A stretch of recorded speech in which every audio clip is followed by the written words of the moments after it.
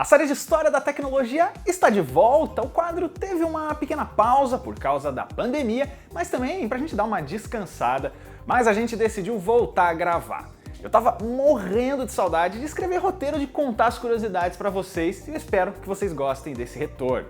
As origens de empresas, de produtos vão voltar, mas como esse é um momento bem diferente, vamos falar de um negócio que virou rotina pra muita gente: videochamadas. Pois é, seja para aula, trabalho ou só para conversar com a galera, essa hoje é a alternativa mais segura para você só sair de casa se for necessário. Mas olha, é uma tecnologia mais antiga do que você imagina. Se você já se inscreveu no canal, já deu aquele joinha antecipado e tocou no sininho para receber as notificações, vem comigo para conhecer a história das videochamadas.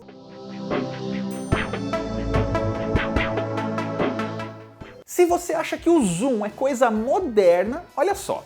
Os primeiros conceitos de fazer uma chamada por imagem vieram junto com o desenvolvimento das ligações em áudio, que claro, é o telefone. Isso é mais ou menos 1870 e ninguém conseguiu fazer nada perto disso naquela época. A ideia mais próxima virou no máximo uma série de ilustrações feitas pelo cartunista francês Georges Dumouriez e se chamava Telephonoscope, com base no conceito do Thomas Edison. Mas se dava para transformar a voz em impulsos elétricos transmitidos em longo alcance com o telefone, era questão de tempo até o mesmo ser possível com a imagem, certo? Bom, a primeira grande conquista foi em 7 de abril de 1927. Nesse dia foi testado publicamente pela primeira vez um equipamento super complexo de operar chamado televisor eletromecânico, lá no auditório do Bell Labs em Nova York. Pelo nome, você já percebeu que ele foi também um experimento pioneiro da televisão, mas isso é outra história. E o nome Bell Labs vem do Alexander Graham Bell, o próprio inventor do telefone, e o laboratório pertencia na época à operadora AT&T. Hoje, ele é da Nokia. Mas vamos lá.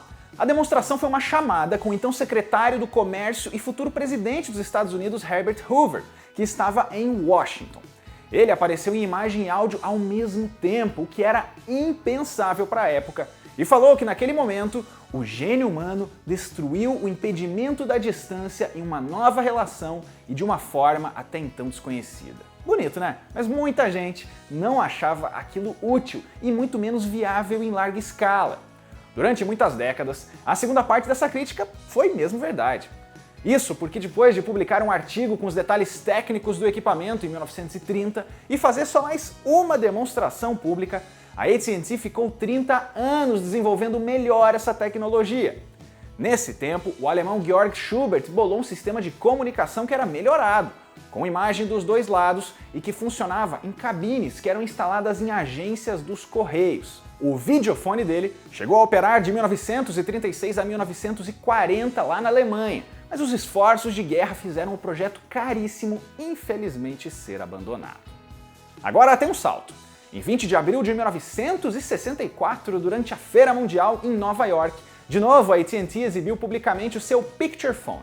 O nome é bonito e ele é autoexplicativo. Ligações individuais com voz e imagem, chamadas de 10 minutos em qualidade relativamente bem feitas ao vivo, da Disneylândia na Califórnia até Nova York.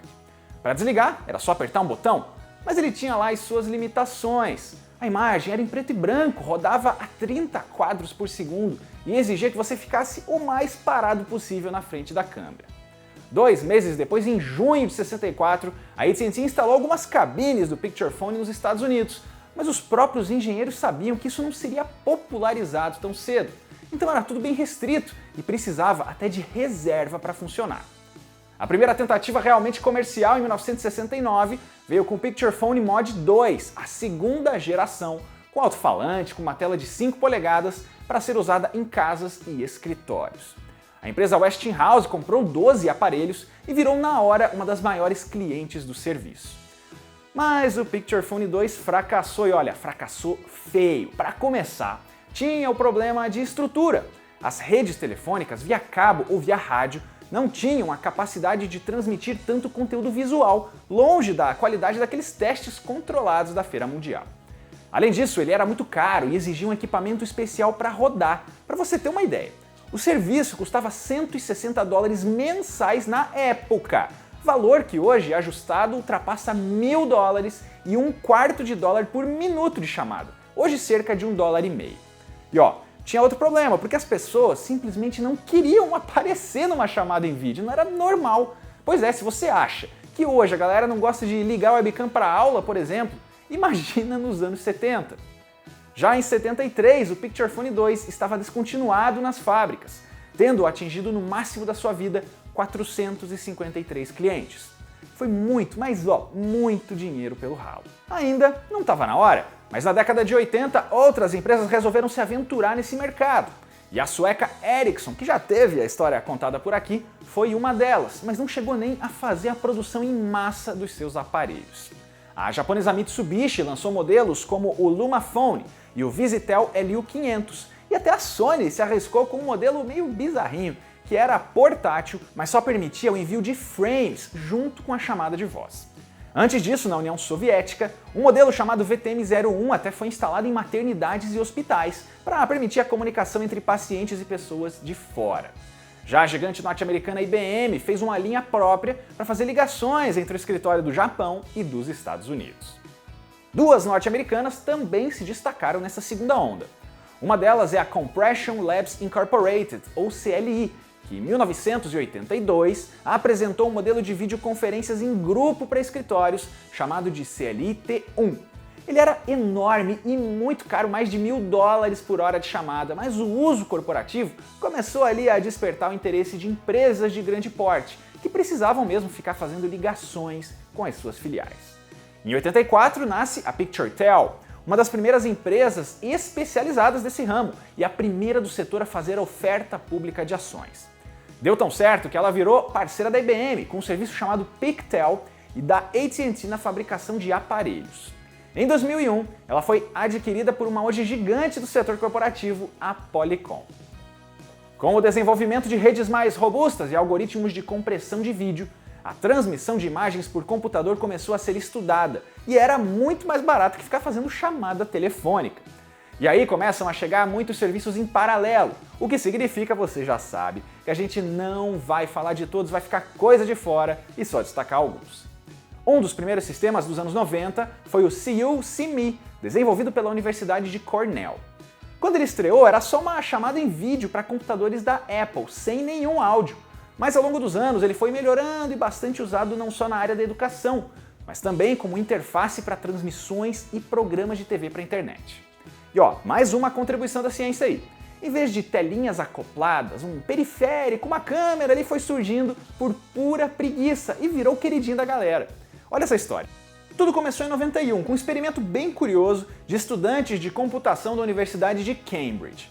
Para não ficarem levantando toda hora para conferir se o café passado numa máquina, que ficava em outra sala, estava pronto, eles instalaram um sistema de vídeo com um feed online que transmitia 1 frame por segundo em uma tela preto e branco de 129 por 129 pixels.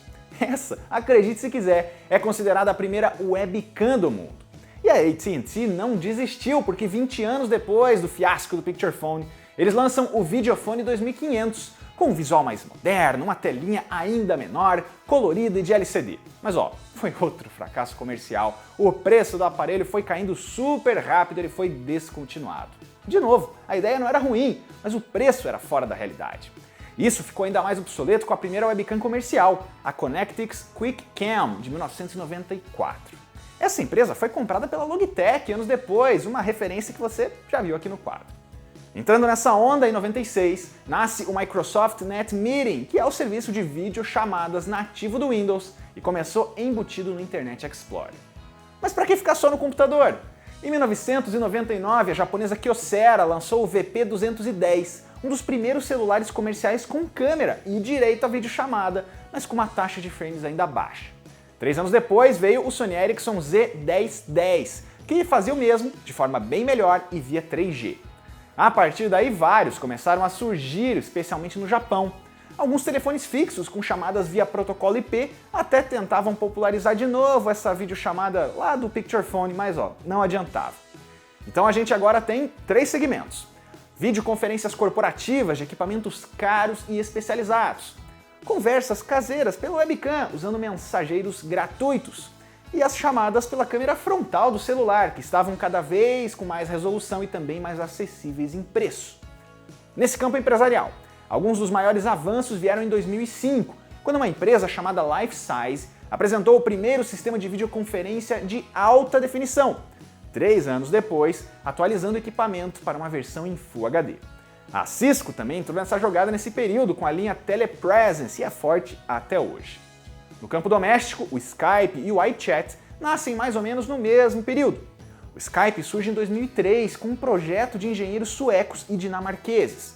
Ele foi vendido primeiro para o eBay, pois é, e depois para a Microsoft, onde está até hoje, meio ali chutado para escanteio.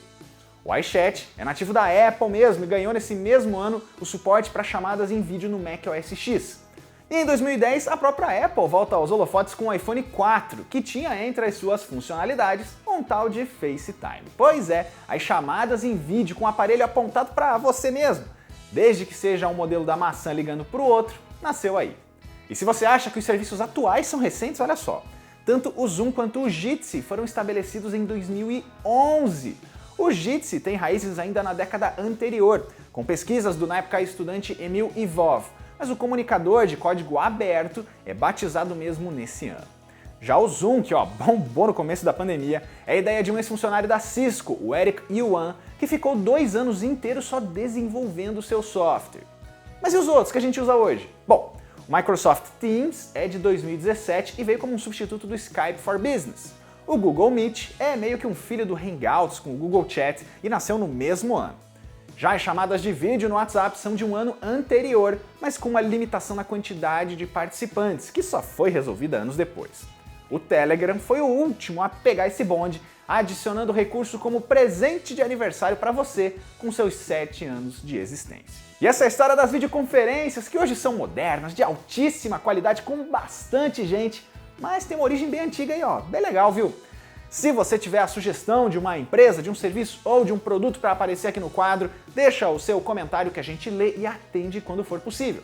Confere ainda a playlist do História da Tecnologia, aquele tema que você tanto quer, já pode ter sido falado por aqui. Lembrando que esse é apenas um resumo, é só um recorte e muito detalhe acaba ficando de fora, por isso as fontes consultadas estão aqui na descrição. Fique em casa se puder, lave bem as mãos, use máscara nas ruas, se inscreva no canal e até a próxima!